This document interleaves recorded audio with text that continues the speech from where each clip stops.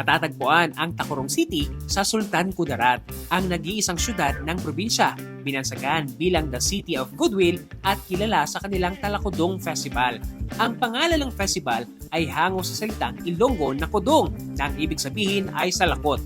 Ito ay gamit ng mga unang taong nanirahan sa lugar. Ito rin ay ang tradisyonal na sinusuot ng mga magsasaka tuwing mainit ang panahon o kaya naman kapag umuulan. Ang kudong ay hindi lang basta kasuotan pang ulo, kundi isang tanda ng pagkakakilanlan at yaman ng kultura ng Tacurong. Ang higit kumulang 2 linggong selebrasyon ay punong-puno ng mga kaganapan. Bawat taon, kanilang ipinagmamalaki ang nakasanayang tradisyon sa pamamagitan ng makulay na parada, sayawan, mga kainan, at marami pang iba. Cheesy since cheeseburger. Welcome to the city of Tacurong, and we are celebrating our 24th Talakudong Festival. Talakudong Festival is a showcase of the different headgears wherein the artistic side of the Tacurong Nons could be seen later. I hope you will enjoy this year's celebration as we offer different activities. Ito ay simpleng handog at magbigay kasiyahan sa buong syudad at sa mga bisitang dumadayo pa dito.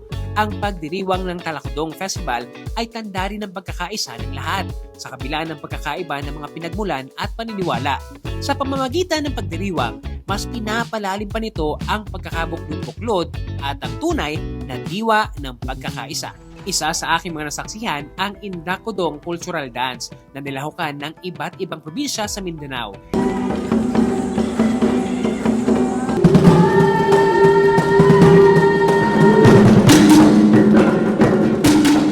Hindi lang kultura ng Sultan Kudarat, kundi maging kultura ng ibang mga probinsya ay aking nakita.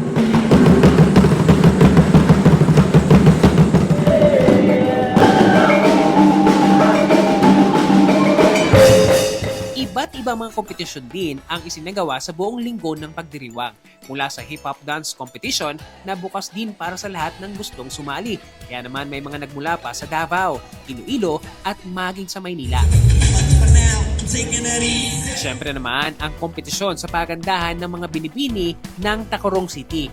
Nilahukan ng 16 na nagagandahang dilag, dala ang kanilang mga advokasya at suot ang kanilang mga lugar at kulturang inirerepresenta. Sa huli, 3 binibini ang pinakanagdingning ang ganda at talino.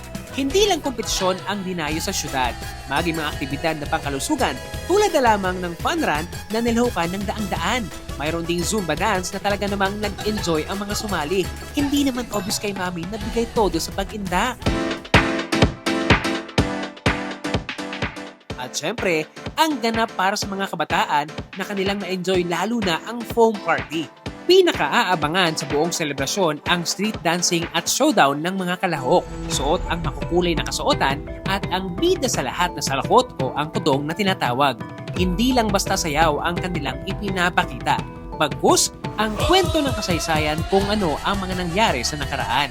Ang mayamang kasaysayan at kultura ng Tacurong mas pinagyaman pa sa pagpasok ng iba't ibang pangkat mula sa iba't ibang bahagi ng bansa. Mula sa mga Ilocano na nagmula pa sa Panay Island at Negros, Cebuanos, Muslim, Tagalog at marami pang iba.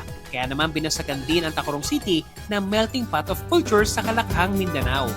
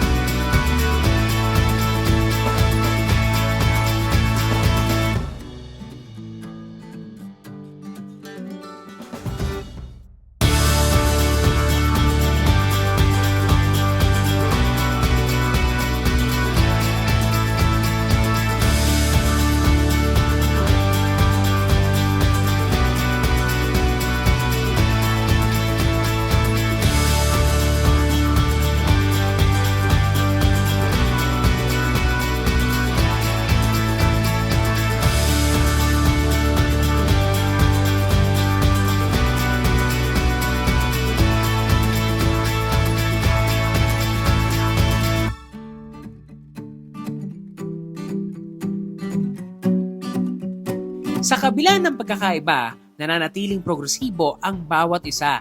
na resulta ng patuloy na pag-asenso ng syudad ng Tacurong City at maging ng buong probinsya ng Sultan Kudarat. This is one, and that's a story.